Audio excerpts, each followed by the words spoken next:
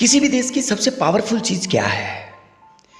उस देश के पास ऐसा क्या है जो पावरफुल है?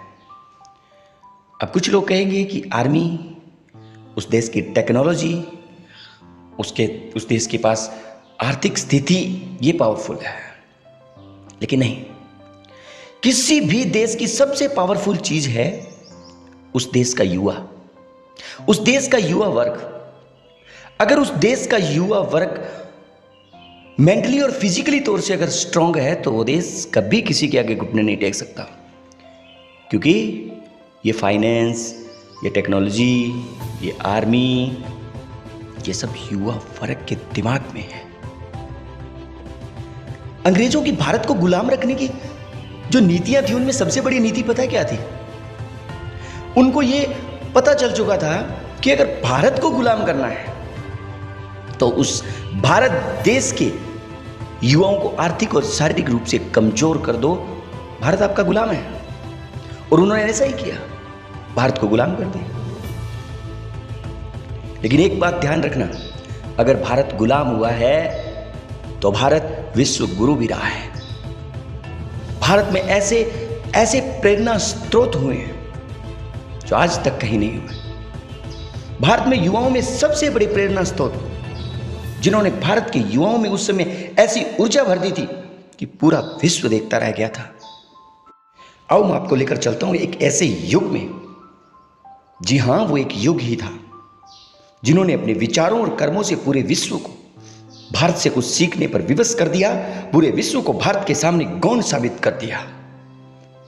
वो युवा सन्यासी कहीं और नहीं जन्मा, वो युवा सन्यासी भारत में जन्मा था। और उस युवा सन्यासी, उस युग पुरुष का नाम था स्वामी विवेकानंद।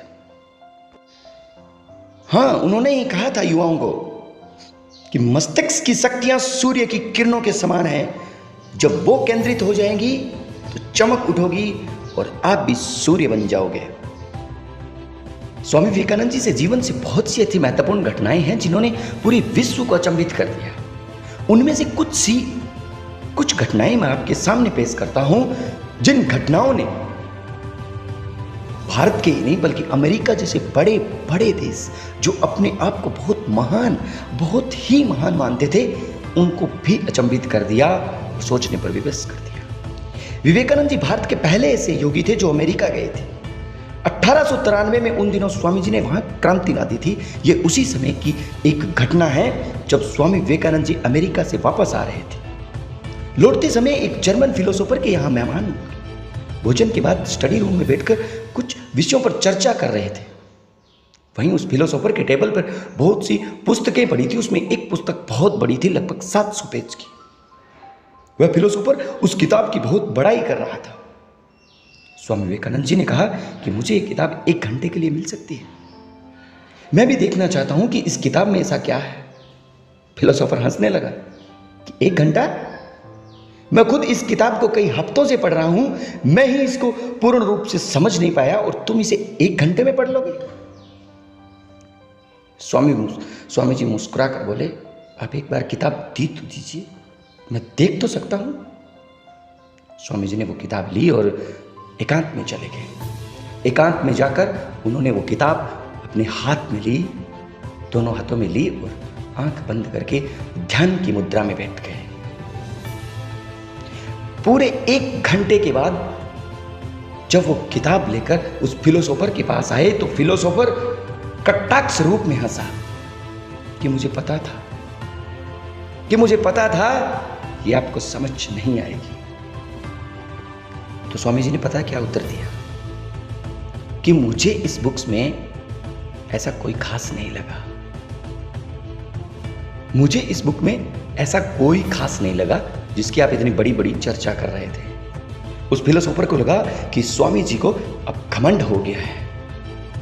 उन्होंने कटाक्ष रूप में एक बार कहा कि इसे 1 घंटे में पढ़ना तो दूर की बात है, पढ़कर याद करना दूर की बात है, 1 घंटे में इसके एक एक पेज को हम पलट नहीं सकते। ये किस तरह की बकवास कर रहे हो?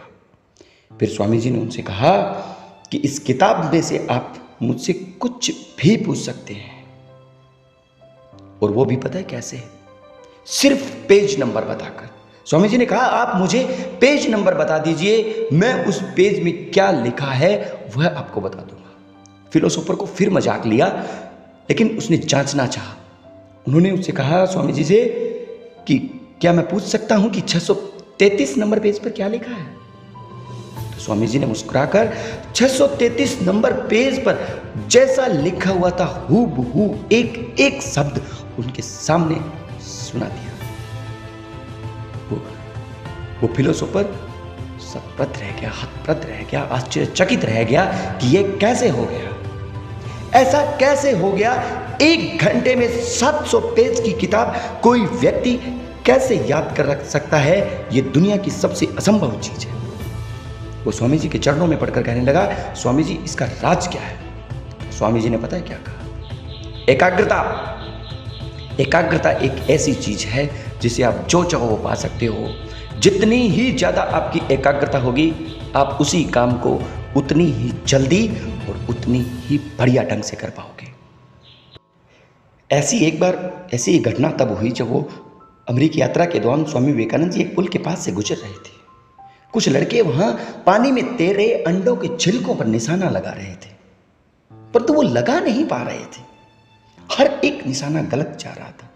ऐसे में स्वामी विवेकानंद जी वहां पहुंचे और उनसे कही कि कृपया अपनी बंदूक मुझे दीजिए। तो स्वामी विवेकानंद जी ने बंदूक लेकर वहां एक के बाद एक लगातार 12 एकदम सटीक निशाने लगाए। वो लड़के एकदम दंग रह गए कि यह कैसे हो सकता है। तो स्वामी विवेकानंद जी से जब उन्होंने पूछा कि यह कैसे हो सकता है, तब उन्होंने कहा एकाग्रता। आप जितना एकाग्र होकर कोई काम करोगे उसका रिजल्ट उतना ही बेहतर मिलेगा। जब एक लड़के ने फिर उनसे पूछा कि इसका कोई एक राज बताइए, तो स्वामी विवेकानंद जी ने कहा एक समय में एक ही काम करो और पूरी एकाग्रता से करो, और एकाग्रता मेडिटेशन से आएगी। स्वामी विवेकानंद जी ने कहा एक समय में एक काम करो और ऐसा करते समय अपनी पूरी आत्मा उसमें डाल दो, सब बाकी सब कुछ भूल जाओ।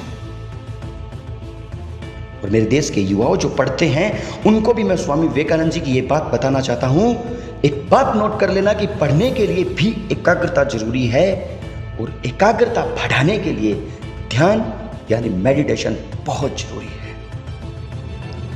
उठो शेरो और इस भ्रम को मिटा दो कि तुम निर्बल हो। उठो जागो और तब तक मत रुको जब तक तुम सफल ना हो जाओ। यही स्वामी विवेकानंद जी की प्रेरणा थी, और इसी प्रेरणा से आप भी एक सफल इंसान बन सकते हैं। Thank you very much. अगर वीडियो प्रभावशाली लगी हो तो हमारे चैनल द रियल होप को सब्सक्राइब कीजिए, बेल आइकन को प्रेस कीजिए ताकि भविष्य में जितनी भी वीडियो आपके पास पहुंच सके।